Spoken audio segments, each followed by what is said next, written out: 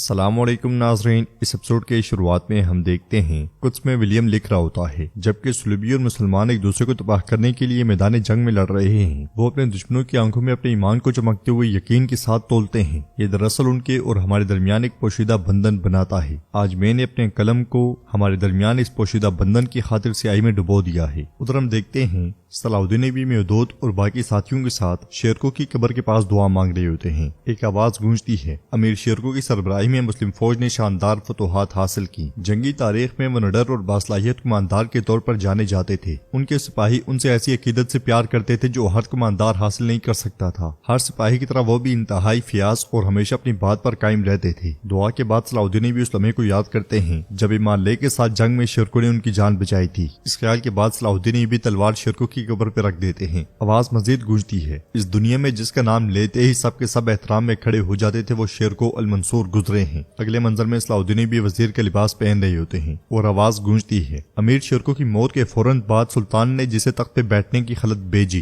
وہ امیر صلاح الدین کے علاوہ اور کوئی نہیں تھی۔ عظیم سلطان ان لوگوں سے آتے ہیں جو عقل اور جسارت رکھتے ہیں، تاہم یہ ان کی قسمت چمکانے کے لیے کافی نہیں ہے۔ تیار ہونے کے بعد صلاح الدین ایوبی پورے عزم کے ساتھ آگے بڑھتے ہیں اور آواز مزید گونجتی ہے کیونکہ بہت سے لوگ جن سے امیدیں وابستہ کی گئی ہیں تقدیر کے چکر میں پھنس گئے۔ جس کی پشت پر خداوند کی ہوا ہو اسے کوئی روک نہیں سکتا۔ صلاح الدین کا مقدر کیا ہوگا یہ خداوند کے علاوہ کوئی نہیں جانتا۔ ادھر قاضی فاضل ایک مکتوب لکھ رہے ہوتے ہیں اور لکھنے کے بعد سپاہی کو دیتے ہوئے کہتے ہیں یہ مکتوب انصاف کے علمدار سلطان نور الدین محمود زنگی کے نائب مصر کے وزیر صلاح الدین کی طرف سے ہے۔ مکتوب لیتے ساتھ ہی 3 سپاہی روان ہو جاتے ہیں اور آگے بڑھتے بڑھتے تینوں اپنے راستے جدا کر لیتے ہیں۔ ایک مکتوب بغداد تک جا پہنچتا ہے جس پر لکھا ہوتا ہے میں آپ کو بتاتا ہوں کہ میرا تخت ان اصولوں پہ قائم ہے۔ ادھر صلاح الدین بھی دیوان کی جانب بڑھ رہے ہوتے ہیں اور مکتوب پہ لکھے گئے الفاظ گونجتے ہیں غلطیاں ذاتی ہوتی ہیں لیکن آفات عمومی ہیں۔ ہمارا رب ہمیں ایک مشکل آزمائی سے آزماتا ہے اور ہمیں حکم دیتا ہے کہ سب مل کر اللہ کی رسی کو مضبوطی سے تھامو، علیحدگی میں نہ پڑو۔ میں سرحدوں پر پلا بڑھا ہوں، میں نے اس دنیا کی گہرائیوں کو اپنے گھوڑوں کے ٹاپو سے سیکھا۔ میرا محل میں لباس پہننے کا کوئی ارادہ نہیں ہے، میرا تخت صرف میرے گھوڑے کی زین ہے۔ جہاں کہیں بھی کفار کے مقابلے میں کوئی مجاہد ہے وہ میرا دنیا اور آخرت کا بھائی ہے۔ یہ مت سوچیں کہ ہم وقت اور جگہ کے لحاظ سے محدود ہیں۔ جس کے دل میں ایمان ہے اس کی آواز ہر جگہ مشرق سے مغرب تک پہنچتی ہے۔ ہماری کوششیں جاری رہیں گی جب تک کہ پورے عالم میں اسلام کا بول بالا نہیں ہو جاتا۔ اپنی عوام کا احترام کرنا اللہ کا احترام کرنا ہے۔ جب رسول اللہ صلی اللہ علیہ وسلم کو سلام بھیجا گیا وہ پورے وثوق اور ولولے کے ساتھ اس کا جواب دیتے تھے۔ میں جب بھی کسی ٹوٹے دل انسان کو دیکھتا ہوں میں اپنا چہرہ اور سمت ان کی طرف متوجہ رکھوں گا جب تک کہ ان کا درد ٹھیک نہیں ہو جاتا، یہ میری قسم ہے۔ وہ جیسے جیسے آگے بڑھتے ہیں لوگ ان کے سامنے ادب سے جھکتے جاتے ہیں۔ آواز مزید گونجتی ہے جس راستے پر ہم چل رہے ہیں وہ مشقت کا راستہ ہے، خواہ ذلیل ہو جاؤں یا وزیر بن جاؤں میں اپنی قسم کو ہرگز نہیں بھولوں گا۔ قدس میری زندگی کی حد اور مسجد الاقصی میری منزل ہے، خاتمہ لیک تک بھی جا پہنچتا ہے۔ آواز مزید گونجتی ہے ان سے اس وقت تک لڑوں گا جب تک کہ ظلم و ستم باقی نہ رہے اور اللہ کی عبادت شروع ہو جائے۔ اگر وہ باز آ جاتے ہیں تو میری دشمنی صرف حملہ آوروں کے لیے ہوگی۔ مظلوم میرے پروں تلے ہیں اور ظالم میری تلوار کے سائے تلے ہیں۔ یہ الفاظ میرا اہل اسلام سے وعدہ ہے۔ کافروں کی بات کروں تو ان کے لیے تنبیہ ہے۔ خط پڑھنے کے بعد امام لیک کو بہت غصہ آتا ہے۔ ادھر آگے بڑھتے بڑھتے صلاح الدین ایوبی دیوان میں داخل ہو جاتے ہیں جہاں پہ قاضی فاضل صلاح الدین ایوبی کے ساتھی اور دیگر موجود ہوتے ہیں۔ آخرکار صلاح الدین ایوبی تخت پہ جا بیٹھتے ہیں۔ ان کی آواز گونجتی ہے میرے رب حقیقت کو بھلا دینے والے تخت سے،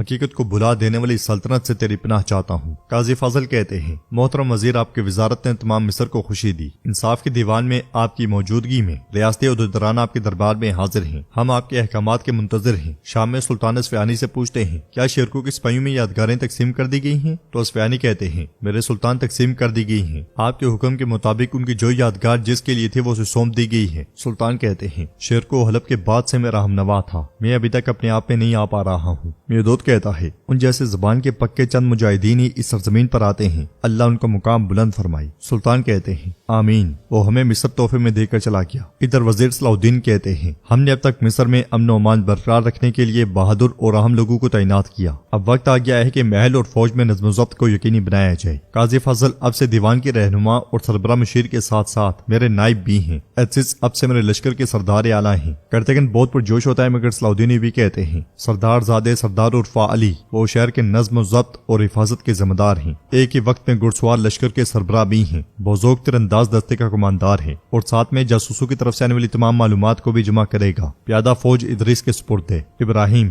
محل کی حفاظت کے ذمہ دار تم رہو گے۔ محل کا سربراہ حکیم لطیف ہے، جبکہ خلیل سربراہ معاون اور میرا نائب ہے۔ سب کو ذمہ داریاں ملتی ہوئی دیکھ کر کرتگن بہت بے چین ہو جاتا ہے اور قاضی فاضل سے کہتا ہے، دیکھو میرے لیے کوئی فریضہ نہیں بچا۔ مگر صلاح الدین بھی بول پڑتے ہیں، اتنا عرصہ مشکل حالات میں ہمارے راستے کا ہم سفر اور میرا اعتماد بننے والا بورو قبیلے کا سردار کارتگن پیادہ فوج اور سپاہیوں کی ذمہ داری دوبارہ سے ان کی ہے۔ مگر کارتگن خوش دکھائی نہیں دیتا کیونکہ یہ ذمہ داری تو پہلے ہی اس کے پاس تھی۔ صلاح الدین بھی مزید کہتے ہیں، کارتگن خزانچی کے ساتھ ساتھ سربراہ تحصیلدار ہیں۔ یہ سنتے ساتھ ہی کارتگن کی آنکھیں کھلی کی کھلی رہ جاتی ہیں اور وہ بہت زیادہ خوش ہوتا ہے۔ اس کے منہ سے بے ساختہ نکلتا ہے، تحصیلدار، خزانہ، ذمہ داری کا نام تو دیکھو۔ یہ کہتے ساتھ ہی وہ پرجوش انداز میں سینے پہ ہاتھ رکھتا ہے۔ صلاح الدین بھی کہتے ہیں، اللہ ناکام نہ کرے، عہدوں کے کاغذات جلد از جلد تیار کر لیں۔ قاضی فاضل کہتے ہیں، محترم وزیر جو آپ کا حکم۔ صلاح الدین بھی کہتے ہیں، لوگوں کو انتظار میں نہ رکھیں، انہیں دیوان میں آنے دیں قاضی فاضل، تاکہ انصاف کے دیوان کا آغاز ہو سکے۔ یہ سنتے ساتھ ہی سب چلے جاتے ہیں۔ خلیل آگے بڑھتا ہوا لوگوں کے پاس آتا ہے اور کہتا ہے، محترم وزیر جلد ہی آپ کی ایک ایک کر کے شکایات سنیں گے۔ قاضی فاضل صلاح الدین کے پاس آ کر کہتے ہیں، آپ کی اجازت سے ہم شروع کر سکتے ہیں۔ اجازت ملتے ساتھ ہی پہلا شخص شکایت لے کر وہاں آتا ہے اور کہتا ہے، محترم وزیر صاحب، میں گنے کے کھیت میں کام کرنے والا غلام ہوں۔ میں اور میرا خاندان پریشان کن حالت میں ہیں۔ ہمارا مالک ہمیں کھانا نہیں کھلاتا اور حقوق مانگنے پر ظلم کرتا ہے، برائے کرم ہماری مدد کریں۔ تو صلاح الدین بھی کہتے ہیں، ان مالکوں کو کیا ہو گیا؟ اپنے غلاموں کے ساتھ بدسلوکی کیوں کر رہے ہیں؟ کیا آپ ان کا کام کم کرتے ہیں؟ تو غلام کہتا ہے، ہرگز نہیں، سوائے نیند کے ہم میدان کبھی نہیں چھوڑتے۔ سب بیمار ہیں پھر بھی وہ رحم نہیں کرتے۔ ہمارے صبر کا پیمانہ لبریز ہو گیا ہے، سب ایک چنگاری کے انتظار میں ہیں۔ مجھے ڈر ہے کہ آگ لگنے پر کوئی بھی غصے کو روک نہیں سکے گا۔ صلاح الدین بھی پوچھتے ہیں، وہاں کا مالک کون ہے؟ تو قاضی فاضل کہتے ہیں، مصر کے رئیس۔ چینی کی تجارت میں مقابلہ سخت ہو گیا ہے، ان کے کوئی اصول نہیں ہے، غلام اس کا شکار ہیں۔ یہ سن کر صلاح الدین بھی کہتے ہیں، تم جا سکتے ہو، میں ذاتی طور پہ اس معاملے سے نپٹوں گا۔ تفتیش مکمل ہونے تک اپنے ساتھیوں کا خیال رکھو۔ غلام کے جاتے ساتھ ہی شمسہ شکایت لے کر وہاں آتی ہے، جسے دیکھ کر صلاح الدین بھی حیرانگی سے کہتے ہیں، شمسہ؟ تو شمسہ کہتی ہے، محترم وزیر میں آپ کی اجازت سے اپنی شکایت کا اظہار کرنا چاہتی ہوں۔ ادھر سلطان پوچھتے ہیں، قاہرہ سے کیا خبر ہے؟ تو اسفیانی کہتے ہیں، امیر صلاح الدین نے تخت پر بیٹھنے کے بعد جو ضابطے بنائے